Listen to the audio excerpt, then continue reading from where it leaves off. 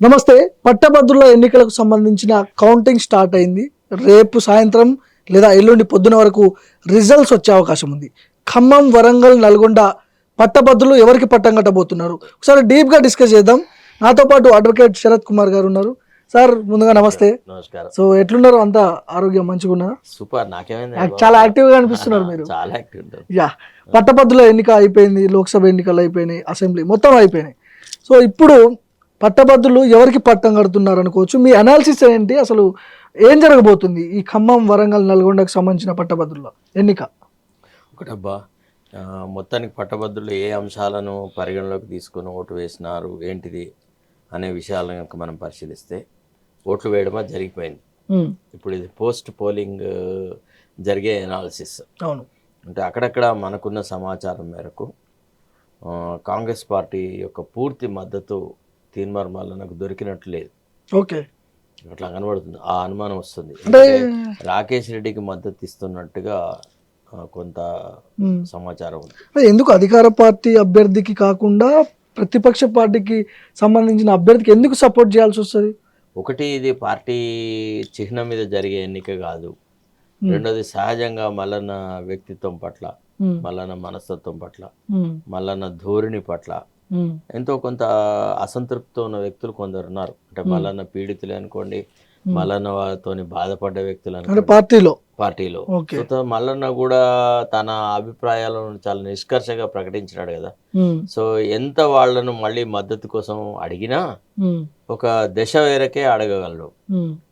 తర్వాత మల్లన్న ఇంత చిన్న వయసులో కూడా కాంగ్రెస్ పార్టీలో ఎమ్మెల్సీ అవ్వడాన్ని, దట్టు బీసీలకి అంత పెద్ద అవకాశాన్ని ఇచ్చేంత ఉదార స్వభావం ఎవరికి ఉంటుంది? ఓకే, చాలా కష్టం. ఇప్పుడు ఇక్కడ కోమటిరెడ్డి బ్రదర్స్ అవుట్ రైడ్ గా అసలు వాళ్ళు ఇక్కడ లేరు, ఎన్నికల ప్రచారంలో కనపడలేదు. ఫారెన్ వెళ్ళిపోయారు ఇద్దరు బ్రదర్స్. అసలు ఎందుకు సపోర్ట్ ఇవ్వలేరు అనుకోవచ్చు. ఎందుకు అప్పుడు ఆ మధ్య మునుగోడు ఎలక్షన్ అప్పుడు కూడా కోమటిరెడ్డి ఇక్కడ లేడు.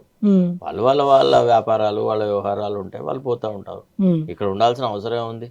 అయినా అంటే పార్టీ వర్గాలలో మనకు తెలిసిన విషయం ఏంటి అంటే, మళ్ళీ నాకు టికెట్ ఇస్తే చాలు, మీరు నాకు ఏం చేసినా ఏం చేయకుండా నేనే గెలిచి వస్తా, నాకు ప్రజల్లో మద్దతు ఉంది, గ్రాడ్యుయేట్స్ నన్ను ఇష్టపడతారు, నన్ను లైక్ చేస్తారని అన్నాడు. కాబట్టి ఆయన టికెట్ ఇచ్చారు, ఇంకా ఆయన గెలుచుకునే అవకాశం ఆయనది. ఇప్పుడు ఏమన్నా ప్రతి ఓటర్ను కలిసి నువ్వు మా పార్టీకి ఓటు వేయి అని అడిగే స్థితి ఉండదు కదా.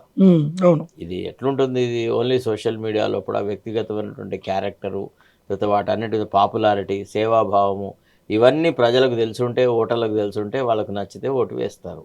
దానికి తోడు కులతత్వం కూడా పనిచేస్తుంది. ఏ క్యాస్ట్ వాళ్ళు ఆ క్యాస్ట్కి వేసుకోవడము, అది ఇదని. సో ఒకవేళ బీసీలలో ఐక్యత ఉండి ఓట్లు వేస్తే మళ్ళీ నాకు ఛాన్స్ ఉంది.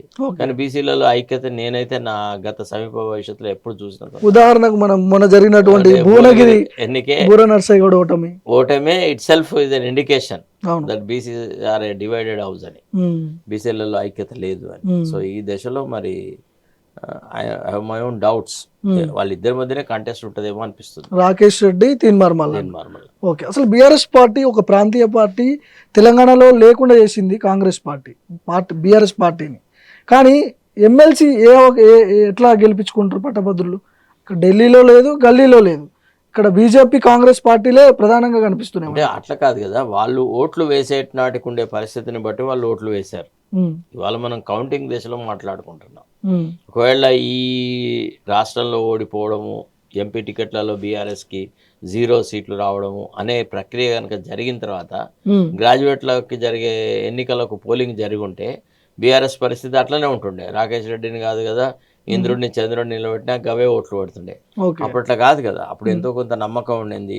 తర్వాత రాకేష్ రెడ్డి గారు ఇంతకుముందు ఒక పార్టీలో పనిచేసినాడు, బీజేపీలో.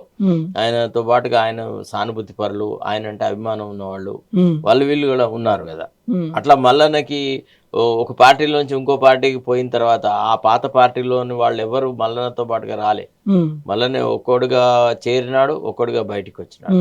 సో మల్లన్న ఏ పార్టీలో కూడా తన కాన్స్టిట్యున్సీ డెవలప్ చేసుకోలేదు, తన వాళ్ళు వీళ్ళు అనేటువంటి ఒక యాంగిల్లో డెవలప్ చేసుకోలేదు. So Mallanna is dependent on publicity, is not dependent on any other aspects. కాబట్టి చెప్పలేం పరిస్థితి. ఎందుకు మల్లన్న గెలిస్తే గవర్నమెంట్ కి ఏమైనా థ్రెట్ అయ్యే అవకాశాలు ఉన్నాయని భావించి ఇట్లా చేస్తున్నారు అనుకోవచ్చు. అసలు మల్లన్నకి వాళ్ళకి ఆ అటాచ్మెంట్ లేదు. ఫస్ట్ ఆఫ్ ఆల్ ఫండమెంటల్లీ అంటే ఆ అటాచ్మెంట్, ఆ బాండింగ్ అనేది కుదరలేదు. Okay. ఎందుకు కుదరలేదు అంటే మల్లన్న రోల్ యాజ్ ఏ జర్నలిస్ట్గా రాజకీయాల మీద అంటే విశ్లేషణలు జరిపేటప్పుడు కొంతమంది వ్యక్తుల మీద ఆయన చేసిన కామెంట్స్నే ఇప్పుడు ఇవాళ ఆయనకు వ్యతిరేకంగా చూపెట్టి ఏదో రకంగా ఆయన నాయకత్వాన్ని డైల్యూట్ చేయాలని ట్రై చేస్తున్నారు. మరి ఇవన్నీ అధిగమించి ఒకవేళ మల్లన్న గెలిస్తే హ్యాట్స్ ఆఫ్ టు హిమ్. కానీ సోషల్ మీడియాలో ఇంత పెద్ద ఎత్తున వ్యతిరేకత ఎక్కడ కూడా ఎప్పుడు రాలేదు మల్లన్న మీద.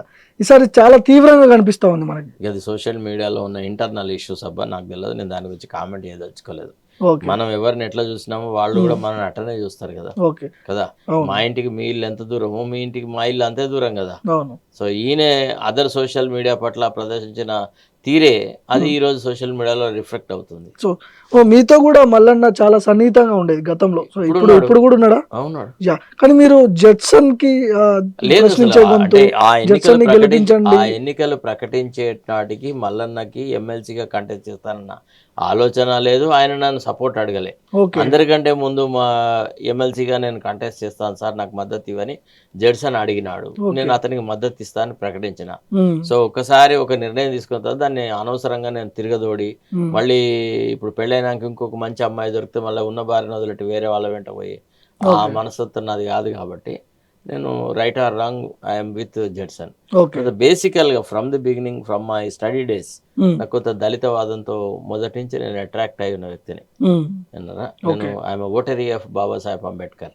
కాబట్టి ఆ యాంగిల్ ఆలోచించినాక నాకు Judson he fits into my ideological bent of mind. So BJP అభ్యర్థిగా ప్రేమేందర్ రెడ్డి పోటీ బరిలో ఉన్నాడు. ఆయన ఎంతవరకు ఎఫెక్ట్ చూపించే అవకాశం ఏముండదు. 0% కూడా. ప్రేమేందర్ రెడ్డి పట్టించుకుంటాడు. ఆయన ఇదివరకు ఆయన ప్రతి సీజన్ లో కంటెస్ట్ చేస్తాడు. ఆయన కంటెస్ట్ చేయని సందర్భమే చెప్పరాదని చేస్తూనే ఉన్నాడు. సో ఇక్కడ అశోక్ సార్ చాలా ఆయన సోషల్ మీడియాలో పెద్ద ఎత్తున ఒక ఎఫెక్ట్ అయ్యే ఛాన్స్ ఉందని ఒక ప్రచారం జరుగుతుంది. జడ్సన్ గారు కానీ వీళ్ళు ఏటికి ఎదురేదాలి. ఎందుకంటే ఈ వ్యవస్థీకృతమైనటువంటి పార్టీలు చాలా విధాలుగా డబ్బులు ఖర్చు పెట్టినాయి. అసలు ఐ వాజ్ అమేజ్డ్ దట్ ఒక్కొక్క ఓటుకి 1000 రూపీస్ కూడా ఇచ్చిన సందర్భాలున్నాయి కొన్ని పార్టీల వాళ్ళు. సో ఈ పరిస్థితులలో మరి వీళ్ళు ఎట్లా ఇంత పెద్ద ఒక వీళ్ళని ఎదుర్కొంటారు.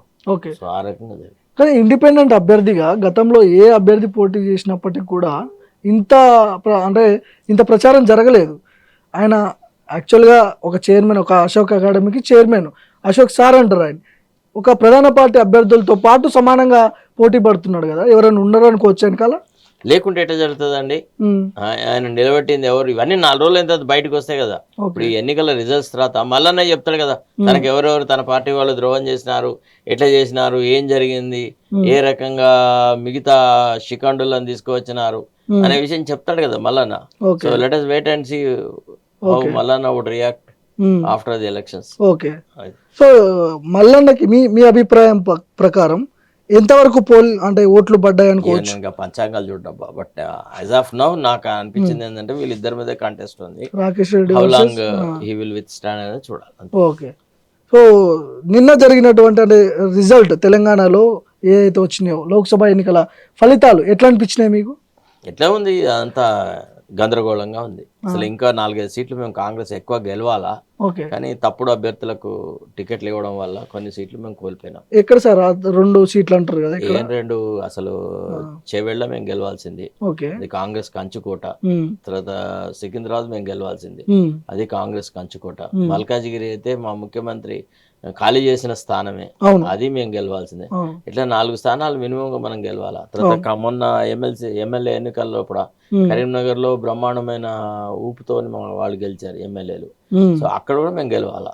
సో ఇవన్నీ అవకాశాలు మాకు పార్టీకి అందుబాటులో ఉండంగా కూడా, పార్టీకి సపోర్ట్ గా ఉండంగా కూడా మేము కేవలం డిఫెక్టర్స్, వేరే పార్టీల నుంచి వచ్చిన వాళ్ళకి ప్రాధాన్యత ఇచ్చి సొంత పార్టీ నాయకులను కించపూర్చడం వల్ల పార్టీలో నిర్లిప్తత ఉండింది. ఎవడు పట్టించుకోలేదు, ఓటమి పాలైన. ఇప్పుడు 2-3 సీట్లు కావాలనే రేవంత్ రెడ్డి కొన్ని పార్టీలకు ఇచ్చారనే ఒక ప్రచారం జరుగుతుంది. ఎగ్జాంపుల్ మల్కాజిగిరి కావచ్చు, సికింద్రాబాద్ కావచ్చు. సార్ ఈ ముంజేతి కంకణానికి అర్థమేలా అనేది అది తెలిసిపోతుంది కదా సార్. అది అంత it is visible to the naked eye that we have facilitated their victory అనేది.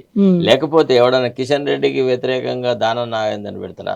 ఆయన ఆల్రెడీ ఎమ్మెల్యే ఉన్నాడు, ఆయన ఓల్పోయేదంటే ఏం లేదు. అవును. పోయి అక్కడ సముద్రంలో పడతాడా? ఓకే. ఆ?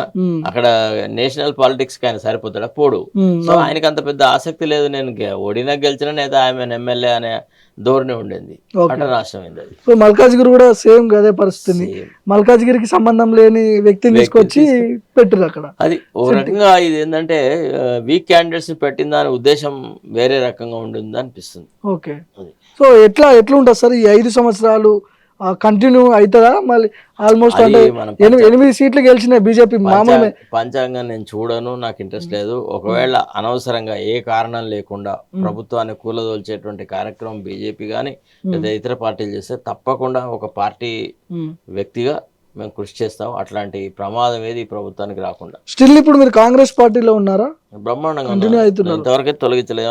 తెచ్చాయండి రిమూవల్ ఆర్డర్, సస్పెన్షన్ ఆర్డర్ అట్లాంటిది లేదు. సొంత పార్టీలో ఉండి పార్టీపై విమర్శలు చేస్తున్నారు కదా. అంటే సొంత పార్టీలో ఉంటే వాళ్ళు నేను తబలా కొడుతున్నానా ఏంది? నేను తబలిస్ట్ని కాదు కదా. ఓకే. నేను పార్టీలో ఉన్న ఒక కార్యకర్తని, అన్ని విషయాల మీద నాకు అవగాహన ఉంది. నేను నా అభిప్రాయాలు వ్యక్తం చేసే భావ స్వేచ్ఛ కాంగ్రెస్ పార్టీ ప్రొవైడ్ చేస్తుంది. Expressing different point of view is not anti party activity.